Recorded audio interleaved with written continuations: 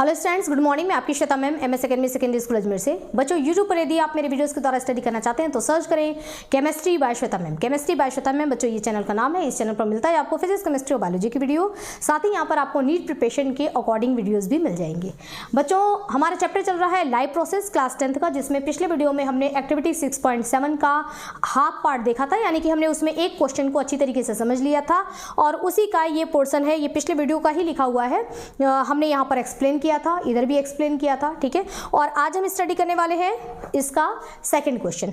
Second question है बच्चों, visitor, देखिए यहाँ पे दिया है विजिटर वेटरनरी क्लिनिक। अपने आसपास जो भी आपके ऐसा क्लिनिक है जहाँ पर जानवरों का इलाज होता है, उसको आपको विजिट करना है। विजिट करने का मतलब ये है कि आपको कॉपी पेन लेकर के वहाँ पर जाना है और जो भी एनिमल्स आ रहे हैं उन एनिमल्स का ब्लड हीमोग्लोबिन चेक करके और जो भी बताया जा रहा है वो डेटा आपको अपनी डायरी में लिखते रहना है, ठीक है। तो पूरा वो डेटा आपको अपनी डायरी में लिख करके रेडी करना है। उसके बाद आपको उसको एक्सप्लेन करना है कि ये चीज़ क्या आपने डेटा ऑब्जर्व किया और उसके पीछे का कारण क्या है वो आपको ढूंढ करके बताना है, ठीक है। तो बच्चों, आपने वहां पर क्या देखा, हम क्लिनिक में गए, वहां हमने देखा मेल बफेलो और फीमेल बफेलो, ठीक है। मेल और फीमेल बफेलो में हमको पता करना है कि क्या दोनों में हीमोग्लोबिन, दोनों का हीमोग्लोबिन रेंज क्या होता है, नॉर्मल रेंज क्या होता है, और क्या वो दोनों के हीमोग्लोबिन लेवल सेम है या डिफरेंट है, और अगर सेम है तो क्यों और डिफरेंट है तो क्यों, ठीक है। उनके पीछे का एक्सप्लेनेशन देना है। सेम ऐसे ही हम देखेंगे मेल काऊ और फीमेल काऊ का haemoglobin level, normal haemoglobin level क्या होता है और सेम होता है या डिफरेंट होता है, और यदि डिफरेंट है तो क्यों, ठीक है। उसका आंसर देखिए, मेल जो काऊ है, हमने जब उस क्लिनिक पर डेटा तैयार किया, वहाँ से हमने जब पता लगाया तो हमको पता चला कि जो मेल काऊ होते हैं उनका नॉर्मल हीमोग्लोबिन का जो रेंज है वो 8 to 12 ग्राम पर DL, ठीक है ना, पर डेसीलीटर, ठीक है। मैंने आपको यहाँ पर DL का फुल फॉर्म बताया था कि ग्राम पर डेसीलीटर। तो 8 से 12 के बीच में यदि रहता है हीमोग्लोबिन लेवल मेल काऊ का, तो इसको हम कहेंगे कि ये नॉर्मल लेवल है। 8 से कम रहेगा तो वो कम कहलाएगा, ठीक है, और 12 से ज़्यादा हो जाएगा तो वो भी हमारे लिए ठीक नहीं होता है, मतलब मेल काऊ के लिए ठीक नहीं होगा, अधिक होना भी और कम होना भी, ठीक है। तो ये इनका रेंज है। फीमेल काऊ की अगर हम बात करें तो 10 to 15 ग्राम पर DL इनमें फीमेल काऊ का हीमोग्लोबिन रेंज होता है। उसी तरीके से मेल बफेलो में हमने देखा तो 12.5 to 14.5 ग्राम पर DL, और फीमेल बफेलो का हमने देखा तो 11.5 to 13.5 ग्राम पर DL। अब आप यहाँ पर देख रहे हैं, हमने जब ह्यूमन में जब हमने मेल और फीमेल का देखा था तो हमने क्या देखा कि मेल में हीमोग्लोबिन लेवल ज़्यादा होता है, ठीक है, उसका रेंज ज़्यादा है, नॉर्मल का 13.5 to 17.5 है, जबकि फीमेल में 12 से लेकर के 15.5 है, यानी कि फीमेल का हीमोग्लोबिन लेवल का रेंज कम है। जबकि हम यहाँ अगर देखते हैं तो यहाँ पर फीमेल का, देखिए फीमेल काऊ को अगर हम देख रहे हैं या फिर हम फीमेल बफेलो को देख रहे हैं, इन दोनों में ही हमको क्या दिखाई दे रहा है, एक मिनट, सॉरी, फीमेल काऊ, ठीक है। फीमेल काऊ को अगर हमने देखा तो यहाँ पर फीमेल काऊ का रेंज क्या है, यहाँ पर 10 to 15 ग्राम पर DL है, ठीक है। तो मतलब यहाँ पर इसका रेंज ज़्यादा है। रेंज ज़्यादा क्यों है, यहाँ पर हीमोग्लोबिन ज़्यादा क्यों है, तो यहाँ पर रीज़न है इसके एक्टिवनेस का, ठीक है, कि फीमेल जो है वो ज़्यादा एक्टिव होती है, उनको वर्क ज़्यादा करना पड़ता है, काम ज़्यादा करना पड़ता है, इस वजह से उनके शरीर को अधिक एनर्जी की ज़रूरत है, और अधिक एनर्जी की ज़रूरत है तो उनमें ऑक्सीजन का सप्लाई भी ज़्यादा होना चाहिए, और उसके लिए ऑक्सीजन की सप्लाई के लिए हीमोग्लोबिन भी उनमें ज़्यादा होना चाहिए, ठीक है ना। पिछले पार्ट में मैंने ऑक्सीजन का पूरा आपको हीमोग्लोबिन के बारे में बताया था कि हीमोग्लोबिन किस तरीके से ऑक्सीजन का ट्रांसपोर्टेशन करता है। तो ये यहाँ पर हो गया मेल बफेलो और फीमेल बफेलो में हमने देखा। तो यहाँ पर हमको क्या दिख रहा है कि मेल बफेलो जो है उसमें 12.5 to 14.5 ग्राम पर DL है, जबकि फीमेल में यहाँ पर क्या है, कम है। तो यहाँ पर रीज़न क्या हो सकता है, टेस्टोस्टेरोन। मैंने आपको बताया था ना कि मेल हार्मोन्स टेस्टोस्टेरोन होता है, जिसकी वजह से ये काफ़ी एक्टिव हार्मोन होता है, और इतने एक्टिव हार्मोन की वजह से क्या होता है कि सेल की ऑल एक्टिविटीज़ जो होती हैं वो काफ़ी एक्टिव होती है, मतलब सेलुलर एक्टिविटीज इंक्रीज यानी कि बढ़ जाती है। सेलुलर एक्टिविटीज बढ़ने की वजह से बॉडी को ज़्यादा एनर्जी की जरूरत होती है, क्योंकि काम ज़्यादा करना है, हार्मोन है वो, है ना, एक्टिव हार्मोन है टेस्टोस्टेरोन, तो ये कहता रहता है काम करो काम करो काम करो, ठीक है। तो जब काम ज़्यादा करना है तो एनर्जी भी ज़्यादा चाहिए, एनर्जी ज़्यादा चाहिए तो ऑक्सीजन ज़्यादा चाहिए, ऑक्सीजन ज़्यादा चाहिए तो हीमोग्लोबिन ज़्यादा होना चाहिए ताकि ऑक्सीजन का ट्रांसपोर्टेशन कर सके, ठीक है। तो यहाँ पर मेल बफेलो में ज़्यादा है, कारण क्या है, टेस्टोस्टेरोन। यहाँ पर आपसे पूछा जाएगा फीमेल काऊ में ज़्यादा है, कारण क्या है, क्योंकि फीमेल काऊ को ज़्यादा काम करना होता है, ठीक है ना, डिपेंडेंट अपॉन वर्क, ठीक है ना, उसके वर्क पर डिपेंड करता है, इतना ज़्यादा काम करना है तो ज़्यादा एनर्जी की जरूरत है, ज़्यादा एनर्जी की जरूरत है तो ज़्यादा हीमोग्लोबिन भी चाहिए जो कि ऑक्सीजन का ट्रांसपोर्टेशन ज़्यादा कर सके। ओके, नेक्स्ट आपका क्वेश्चन नंबर 3 था कि एनिमल के मेल और फीमेल में कंपेयर करिए, ह्यूमन के मेल और फीमेल से, दोनों के इनके हीमोग्लोबिन को कंपेयर करना है हमको इनके हीमोग्लोबिन से, ह्यूमन से, ठीक है। तो आपने देखा जो भी हमने यहाँ पर पढ़ रखा है उन सारे के बारे में आपको सेंटेंसेस लिख देना है, ठीक है ना, अलग अलग से हमने पढ़ाई है।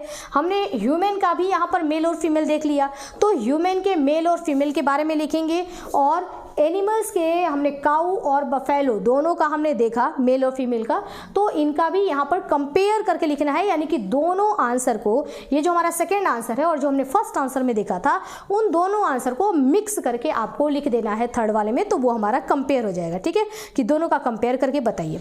तो इनका रेंज क्या होता है, वो कारण क्या है, जो हमने पढ़ रखा है ना पीछे जो हमने पढ़ाई है सेकेंड वाले में और फर्स्ट वाले में हमने ह्यूमन का देखा, दोनों को मिक्स करके लिख देंगे तो वो हमारा कंपेयर थर्ड वाला हो जाएगा आंसर, ठीक है। उसके बाद है कि क्या और भी फैक्टर होते हैं जिस पर हीमोग्लोबिन लेवल डिपेंड करता है, बिल्कुल होते हैं। कुछ और भी फैक्टर हैं जिसकी वजह से शरीर के अंदर हीमोग्लोबिन बढ़ता या घटता है, ठीक है। कारण क्या है, पहला है उसमें फर्स्ट फैक्टर क्या होता है बच्चों, फैक्टर वो होता है जो हीमोग्लोबिन के बढ़ने और घटने पर अपना इफेक्ट डाल सके, यानी कि उसकी वजह से अगर कोई एक ऐसा कारण जिसकी वजह से शरीर के अंदर हीमोग्लोबिन बढ़ जाए या शरीर के अंदर हीमोग्लोबिन कम हो जाए, तो उस कारण को बोला जाता है फैक्टर, ठीक है, कि इस फैक्टर ने हीमोग्लोबिन पर अपना इफेक्ट दिखाया। तो पहला फैक्टर होता है हैबिटेट, ठीक है। जैसे यदि हैबिटेट का मतलब कि हम कहाँ रहते हैं ना, हमारे रहने की जो जगह होती है उसको हम क्या कहते हैं, हैबिटेट कहते हैं। तो यदि टेरेस्ट्रियल हैं, यानी कि प्लेन पर रह रहे हैं, ठीक है ना, जमीन पर रह रहे हैं, तो उनके हीमोग्लोबिन लेवल, अगर हम प्लेन पर हैं तो इनके हीमोग्लोबिन लेवल क्या होते हैं, कम होते हैं as compare to high altitude, है ना, जो काफ़ी ऊंचाई पे रहते हैं। जैसे जमीन पे रह रहे हैं, प्लेन पे रह रहे हैं, फिर ऐसे पहाड़ी इलाका है और वहाँ पहाड़ों पे रह रहे हैं ऊपर, ठीक है, तो जो वहाँ रह रहे हैं ऊपर, ठीक है ना, काफ़ी हाइट पे जो रह रहे हैं, तो वहाँ उनके हीमोग्लोबिन ज़्यादा होंगे, उनके शरीर में हीमोग्लोबिन ज़्यादा होगा, और जो प्लेन पर हैं उनके शरीर में हीमोग्लोबिन का लेवल क्या होगा, कम होगा, ठीक है। कारण क्या है, इसका रीज़न होता है एयर में ऑक्सीजन का कॉन्सेंट्रेशन। अब जो प्लेन पे है यहाँ पर ऑक्सीजन काफ़ी अधिक अमाउंट में अवेलेबल है, तो जब हम सांस ले रहे हैं तो हमारे ब्रीदिंग के थ्रू ऑक्सीजन मतलब 12 से 20 बार, है ना, 12 टू 20 टाइम्स पर मिनट लगभग, मतलब 12 से 20 के बीच में अगर हम सांस लेते हैं 1 मिनट में, तो 1 मिनट में 12 से 20 बार हमने सांस लिया इनके बीच में, तो उतने में ही हमारे सभी सेल को जितने ऑक्सीजन की रिक्वायरमेंट है वो कंप्लीट हो जाती है, ठीक है। बट जब हम ऊपर जाते हैं हाइट पर, तो वहाँ पर ऑक्सीजन का कॉन्सेंट्रेशन क्या हो जाता है, कम हो जाता है। तो वहाँ पर ऑक्सीजन जब आप ले रहे हैं, सांस ले रहे हैं, तो उस ब्रीदिंग में आपका ऑक्सीजन जो है वो उनको नहीं मिल पा रहा है। क्यों? क्योंकि वहाँ एयर में ऑक्सीजन क्या है, कम है। यहाँ पर एयर में ऑक्सीजन ज़्यादा था, आपने सांस लिया, बहुत सारा ऑक्सीजन गया, लेकिन ऊपर अगर हम हैं और वहाँ पर सांस ले रहे हैं, तो क्या वहाँ पर भी उतना ही ऑक्सीजन जा रहा है शरीर में? नहीं। क्यों नहीं जा रहा है? क्योंकि वहाँ पर एयर में ऑक्सीजन का कॉन्सेंट्रेशन क्या हो गया, कम हो गया। जैसे जैसे हम प्लेन से ऊपर की तरफ जाते जाएंगे, वैसे वैसे ऑक्सीजन का लेवल क्या होता है, घटता जाता है, ठीक है। तो ऑक्सीजन एयर में वहाँ पर कम है, इस वजह से उनको वो जब वो सांस लेते हैं ना, तो उनके ब्रीदिंग के थ्रू उनको ऑक्सीजन पूरी मात्रा में अवेलेबल नहीं हो पाती, जितना कि प्लेन पर रहने वालों को अवेलेबल होती है।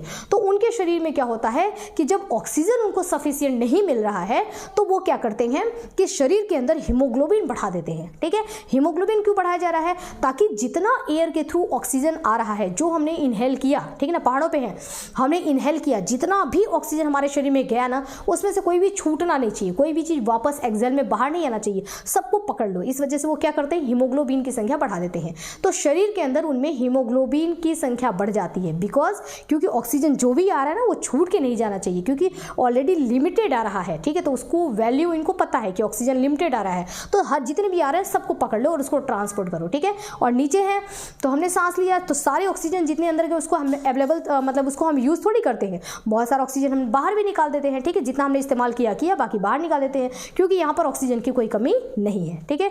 तो एयर में वहाँ पर ऑक्सीजन का कॉन्सेंट्रेशन कम होता है, उस वजह से वहाँ पर हीमोग्लोबिन की मात्रा बढ़ा दी जाती है, ताकि शरीर में हर जगह ऑक्सीजन की सप्लाई हो सके और ऑक्सीजन छूट के जाना नहीं चाहिए, ठीक है ना, क्योंकि ऑक्सीजन का कॉन्सेंट्रेशन वहाँ पर कम है।